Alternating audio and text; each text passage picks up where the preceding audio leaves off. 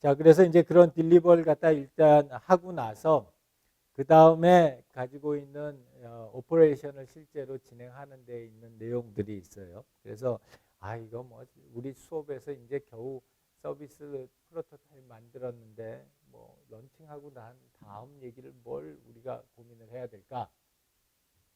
이렇게 생각할 수도 있어요. 그리고 이제 이건 또 대학교 학부 수업이니까 그럴 수도 있지만 실제로는 이 앞에서 얘기했던 그 전 단계를 갖다 다 하는 시간과 노력보다 이걸 실제로 런칭해 놓고 나서 오퍼레이션 하는 과정에서 이런 진행해야 되는 여러 가지 실무적인 내용들이 훨씬 더 많은 시간과 노력과 그리고 비용이 들어가요.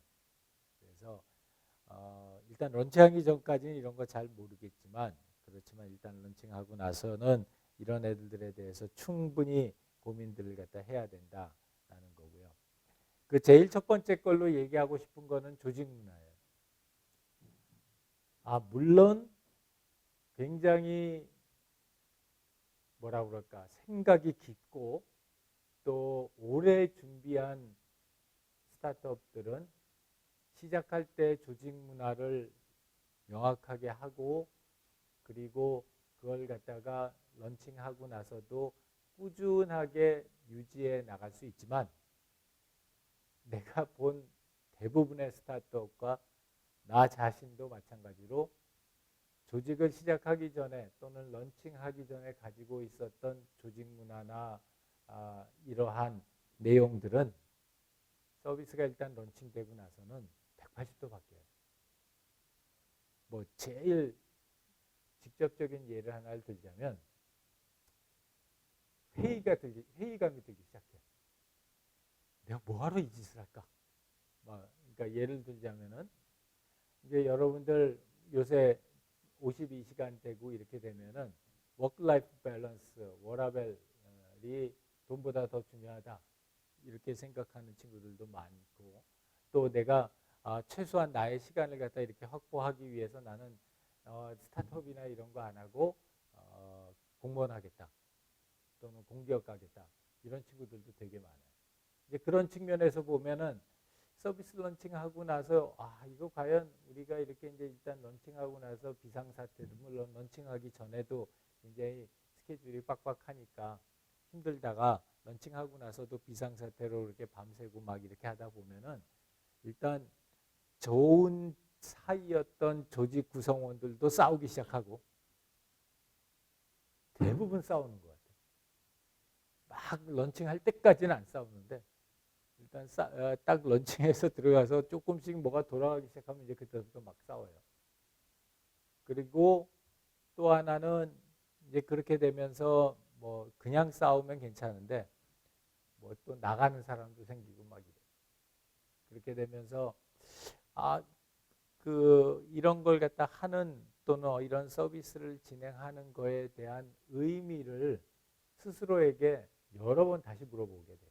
그리고 이제 그 전까지 적어놨던 조직 문화나 이러한 것들이 그때 다시 이렇게 보게 되면 굉장히 좀 뭐라 그러나 뜬구름 잡는 것 같고 그리고 뭔가 이 현실과 좀 동떨어진 얘기들을 갖다 했다라는 느낌을 갖다가 많이 받아요. 그래서 이게 쉽지는 않지만 여러분들이 이제 런칭하고 나서 제일 첫 번째 생각해 봐야 될 거는 여러분들 조직에 대해서 생각했던 어떤 폴리시라든지 컬처라든지 이러한 것들이 이 서비스를 갖다 런칭하고 나서 어떤 그 방향으로 수정 보완되어야 할까? 없다면은 이제 그 시점에서 만들어야죠. 이제 우리 회사의 폴리시라든지 우리 회사의 조직 문화라든지 이러한 것들을 갖다 그때 만들어 나가는 작업. 어렵지만 스타트업을 하는 팀에서는 이런 걸 갖다 스스로 만들 수 있다는 것 자체가 또 어떤 의미에서 상당히 익사이팅한 파트예요. 그런 걸 해볼 수 있어야 된다라는 거고요. 그래서 이런 그 사람들이 그 현재 서비스를 제공하고 있는 사람들이 실제로 서비스를 제공해 보고 나서 그 조직에 필요한 문화들을 갖다 생각해 보는 거. 그 다음에 또 중요한 것 중에 하나는 이제 우리가 창립 멤버, 스타트업 창립 멤버들은 해당되는 서비스가 어떻게 진행되고 무엇이 중요하고 이런 걸 갖다 다 잘 알지만 바로 그 다음에 팔로우업해서 들어오는 친구들은 기간상으로는 몇 개월 차이 안 난다고 해도 실제로 그 앞에서 했던 친구들하고 사이에 굉장히 큰 갭이 있어요. 우리는 그 실제로 제품을 갖다 이렇게 만들어서 런칭하는 초기 창업 멤버였던 사람들하고 하다못해서 6개월 후에 조인한 사람들하고는 어떻게 보면은 뭐 시간도 별로 차이 안 나고 서비스도 별로 안 바뀌었으니까 별로 그렇게 큰 차이가 없을 것 같다 싶지만 그 앞에서 1년이면 1년, 2년이면 2년 작은 공간에서 이렇게 고생하면서 서비스를 같이 만들면서 고생했던 친구들 사이에는 본인들이 알지 못하는 굉장히 강한 유대감과 그다음에 공동체 지식들이 있어요. 근데 그런 지식들을 갖다가 이제 이 회사가 크려면 당연히 이제 그 팔로우업하는 친구들을 갖다가 리크루팅 해야 되는데 그런 새로 리크루팅 된 사람들한테 그런 지식들을 갖다가 어떻게 나눌 것인가 하는 것도 굉장히 중요한 이슈예요. 그래서 이 교육이라고 하는 것, 특히 교육과 델리게이션이라고 하는 거는 조직이 커가는 데 있어서 아주 필수적인 그런 요소들이고 잘 진행되고 있는 조직일수록 아주 작은 스테이지에서부터 포멀한 교육 프로그램을 가지고 있어요. 상당히 돈도 많이 들고 시간적으로도 로스가 많은 거긴 하지만 그걸 갖다 진행하다 보면은 여러분들이 이래서 사람들이 교육을 갖다 계속 하는구나 라는 걸 갖다 알 수 있을 거예요. 그 다음에 이제 소위 말하는 FAQ나 가이드라인을 갖다가 만들죠. 그래서 이제 보통 그 실제 서비스를 갖다 사용하는 사람들에게서 커멘트가 들어오면 그걸 갖다가 일반적으로 처음에는 그냥 엑셀 시트에다가 다 정리를 해요. 누군가 한 사람이 그 총대를 메고 엑셀 시트에서 정리를 하고 그 다음에 그렇게 정리된 자료를 가지고서 실제로 이 사용자들에게 어떠한 컴플레인이 들어왔을 때 또는 그 사용자들에게 상시적으로 제공해 줄 수 있는 FAQ 페이지를 만들어서 운영을 합니다. 그래서 일반적으로 많은 회사들이 FAQ 그걸 가지고 있고요. 그 다음에 이제 아까 얘기했던 것처럼 policy도 굉장히 중요한 그 역할을 해요. 그래서 일반적으로 우리가 policy 그러면은 그냥 이용자 약관 정도로 얘기하는데 물론 이용자 약관도 policy의 한 일부분이긴 하지만 이용자 약관 외에도 실제로 그 서비스를 운영하면서 필요로 하는 굉장히 다양한 그런 규칙들이 있어요. 뭐 제일 대표적인 거는 환불, 반환 이런 그 역 프로세스. 그러니까 우리가 보통들은 서비스를 할 때면은 서비스가 순 방향으로 흘러가요. 그래서 처음에 사용자가 들어와서 접속하고 서비스를 하고 그 다음에 결제를 하고 멤버십 뭐 등록을 하고 결제를 하고 서비스를 사용하고 나간다. 이런 순방향에 대한 것만 열심히 이제 작성을 하는데 실제로 오퍼레이션 들어가고 하다 보면은 그 역방향의 흐름이 생겼을 때가 조직에 굉장히 많은 코스트가 들어가요. 그래서 예를 들어서 어떤 사람이 멤버십 등록을 하다 말고 어떤 문제가 발생해가지고 컴플레인을 했다든가 또는 어떤 사람이 실제로 서비스를 서브스크립션 하고 사용하다가 중도에 해지 요청을 했다든가 이런 식으로 해서 역방향 프로세스가 생겼을 때 그랬을 때 이 펄리시가 어떻게 그 역방향을 갖다가 해결할 것이냐 하는 게 미리 이 펄리시를 갖다 만들어 놓지 않으면은 사태가 발생했었을 때 그걸 갖다 그때그때 임시 변통적으로 풀기에는 이제 점점 서비스의 사용자들의 볼륨이 커가기 시작하면 상당히 어려워요. 그래서 그런 부분들에 대한 펄리시도 만들어 놔야 된다라는 거고요. 그 다음에 이제 그런 펄리시들을 갖다가 그냥 한번 만들어 놓고 끝내는 게 아니라 지속적으로 이 펄리시들을 갖다 업그레이드 해 나가는 그런 작업을 갖다 한다라고 생각을 합니다. 자, 이제 그렇게 하고 나서 마지막으로 이제 서비스가 제대로 잘 돌아가고 오퍼레이션이 되고 그 다음에 실제로 이제 다음번 업그레이드를 갖다가 준비를 하는 그런 시점이 됐었을 때, 그랬을 때 우리가 이 서비스가 출시 이후에 지속적으로 운영되기 위해서 해야 되는 몇 가지 중요한 액티비티들이 있어요. 그래서 이제 이런 액티비티들도 여러분들의 최종 발표 자료 속에 어떤 식으로든지 그 언급이 될 수 있으면 좋겠다 싶고요. 한 4가지 정도가 있는데 그 4가지를 갖다 하나씩 좀 간단히 살펴볼게요. 첫 번째는 셋업 이노베이션 파이프라인이라고 하는 거, 기본적으로는 모니터링 시스템을 만드는 모니터링 프로세스. 그래서 이제 서비스를 갖다가 매일 운영하면서 어떤 정량적인 지표들을 수집을 할 거다. 그리고 그렇게 수집된 정량적인 지표들을 어떤 형식으로 가공해서 누구랑 같이 공유할 거다 하는 것을 갖다 적어 놓는 거예요. 그게 이제 우리가 이노베이션 파이프라인이라고 하는데, 그래서 어떤 인디케이터들이 있죠. 그래서 그런 인디케이터들을 보면 그게 어떤 최종적인 그런 결과물을 갖다 놨고, 걔네들을 가지고서 피드백을 받아서 다시 돌아가는 이런 선순환 자리가 만들어져야지 이 서비스가 진행될 수 있다. 나는 아직도 이렇게 생각나는 것 중에 하나는 국내 모 통신회사 우리 회장실을 가보면은 그 회장실에 우리 그 막 시골에서 볼 것 같은 그런 아주 촌스러운 전광판이 한 몇십 개가 걸려져 있어요. 앞에 이렇게 보통 대기업 총수 회장실 가면은 되게 멋있잖아. 막 그 건물도 굉장히 인테리어도 굉장히 고급스럽고 막 이런데 엄청 촌스러운 그 이 빨간색 그 전등판들 이런 것들이 쫙 걸려져 있어요. 그런데 우리 같은 사람은 그 각각의 숫자가 뭘 갖다 의미하는지 전혀 모르지만 그 총수는 가만히 앉아 있으면은 그 리얼 타임으로 그 회사의 현재의 상태를 알아볼 수 있는 그런 인디케이터들이 각 전광판마다 다 한 숫자씩 있어요. 그러니까 이 사람은 오랜 한동안 활동을 하는 동안 저 숫자들이 어떻게 변해왔고 지금 상태가 어떤 상태고 그게 어떻게 진행되느냐 하는 걸 갖다가 한눈에 파악할 수 있어요. 그래서 나는 그때 그 방에서 이제 뭐 여러 번 회의를 할 때가 시간이 있었었는데 그때도 있으면서 궁금해서 한번 물어봤댔어. 저 두 번째 저거 빨간 거는 무슨 숫자냐? 그러면은 그걸 갖다가 하나도 안 빼놓고 다 대답을 하셔.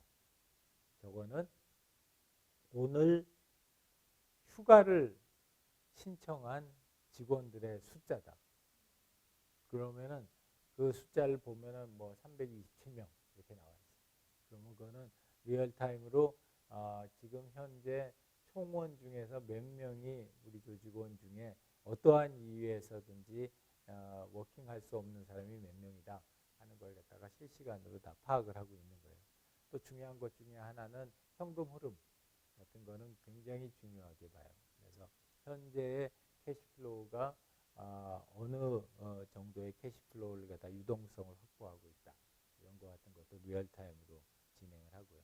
그래서 그런 것들, 그러니까 우리가 서비스를 제공하고 나서 제일 많이 보는 거는 당연히 새로 유입되는 사용자의 수, 그 다음에 어제 들어왔던 사용자 중에서 오늘도 또 들어온 사용자의 수, 그 다음에 예를 들어서 3일, 4일, 5일, 6일에서 연속적으로 들어오고 있는 사용자들의 수, 이런 것들은 우리가 굉장히 중요하게 서비스에서는 굉장히 중요한 인디케이터로 받아들이고 있어요.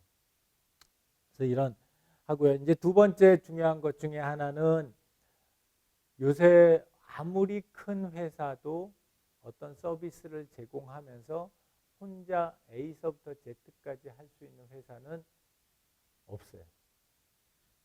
예를 들어서 세미 같은 케이스도 보게 되면은 원 컨텐츠는 서울대나 연대나 이대 정신과 교수님들한테서 원 컨텐츠를 받아서 그거를 우리 그 세미 기술진이 챗봇화하는 작업을 하고 그다음에 그 챗봇화한 작업을 카카오의 오픈 빌더에 입혀서 그 카카오의 오픈 빌더가 못하는 거는 구글의 다이얼로그 플로우를 갖다가 뒤에 백업을 해서 자연어 처리를 해서 그렇게 해서 나온 내용을 돌리기 위한 구글 서버를 갖다가 이용을 하고 AWS 서버를 갖다가 이용하고 걔네들을 가지고서 실제 서비스를 갖다 제공하면서 페이먼트 게이트웨이는 다른 회사 걸 써요.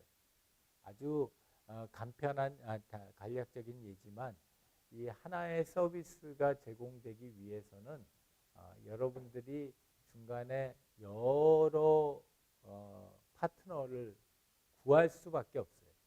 그런 오퍼레이션 상에서의 파트너뿐만이 아니라 여러분들의 마케팅이나 프로모션을 도와주는 파트너 그리고 여러분 QC를 도와주는 파트너 당연히 여러분들의 펀딩을 도와주는 파트너 이런 파트너들이 많이 있을 수밖에 없고 있어야지 여러분 서비스가 돌아가요.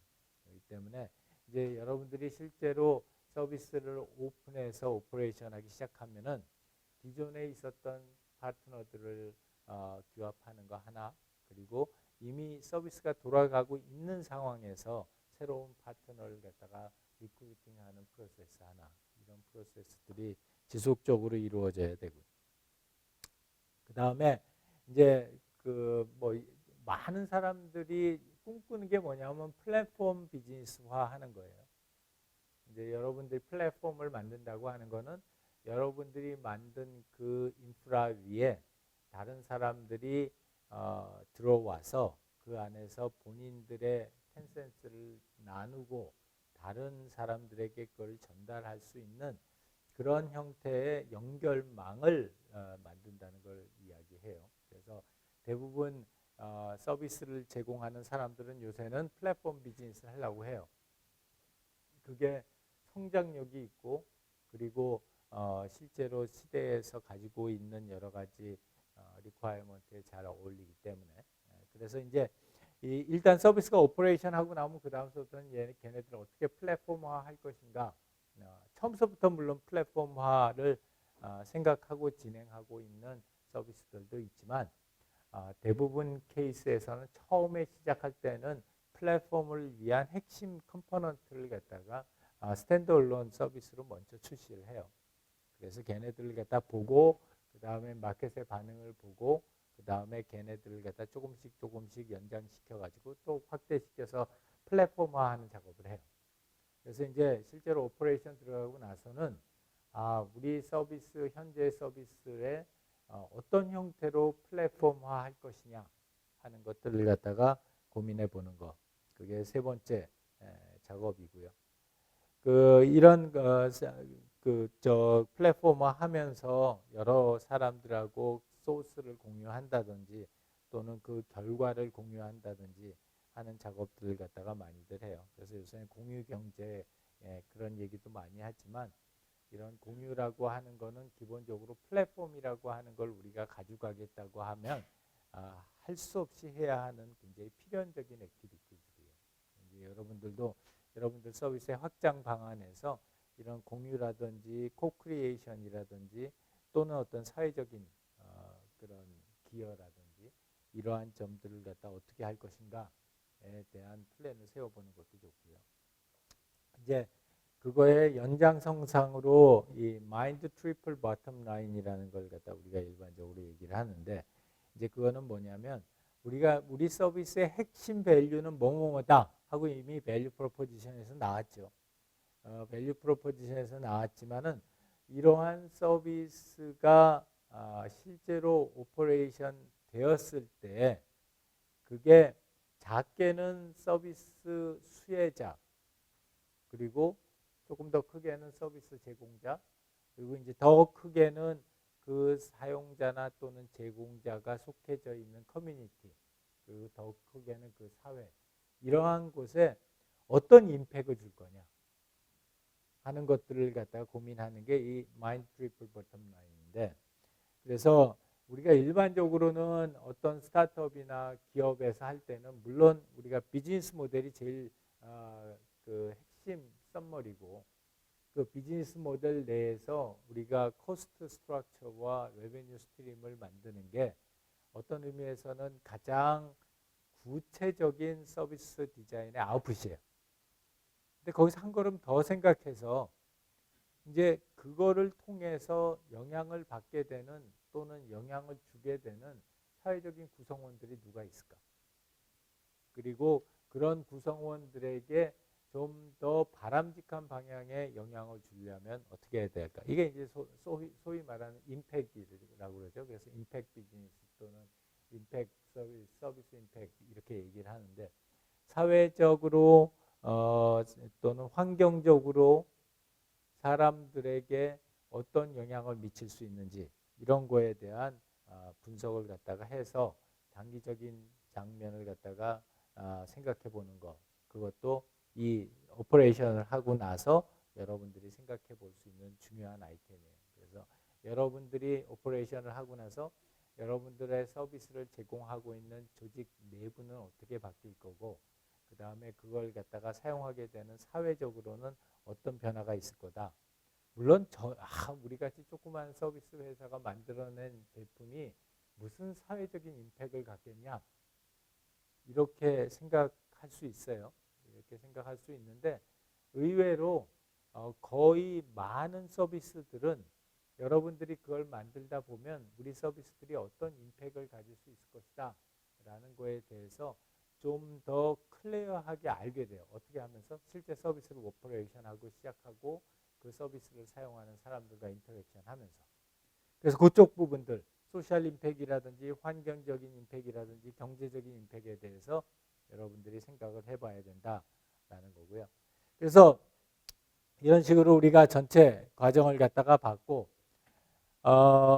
정리하자면은 여러분들이 이제 남은 기간 동안 이 딜리버 클래스에서 브랜딩을 하고 있어 걔네들을 갖다 채널별로 어떻게 전달할 것인가를 알아보는 거. 그 다음에 이제 일단 오퍼레이션이 들어가고 나서 우리 서비스가 서스테이너블하게 움직이기 위해서 구성해고 생각해봐야 될 네 가지 포인트. 그런 네 가지 포인트를 갖다가 지금 이제 서비스를 처음 준비하는 시점에서 한 번 정도 생각을 정리해서 그런 것들을 여러분들의 그 서비스 기획서의 제일 마지막에다가 첨부를 한다면은 이제 서비스 기획을 많이 평가했던 나 같은 사람 입장에서 보면 이 친구들이 단순히 돈을 버는 것뿐만이 아니라 이 조직을 어떻게 연속적으로 운영하고 또 그런 걸 통해서 조직 내부의 변화나 사회적인 변화에 어떤 영향을 줬는지까지도 생각하고 있구나. 굉장히 준비를 많이 한 팀이구나. 사료가 굉장히 깊은 팀이구나 하는 그런 임프레션을 줄 거예요. 그래서 그렇게까지 해서 우리 서비스 기획서 마무리해가지고 우리 최종 발표 때 같이 이야기를 나누도록 합시다. 자, 수고했습니다. 오늘 수업 여기까지 할게요.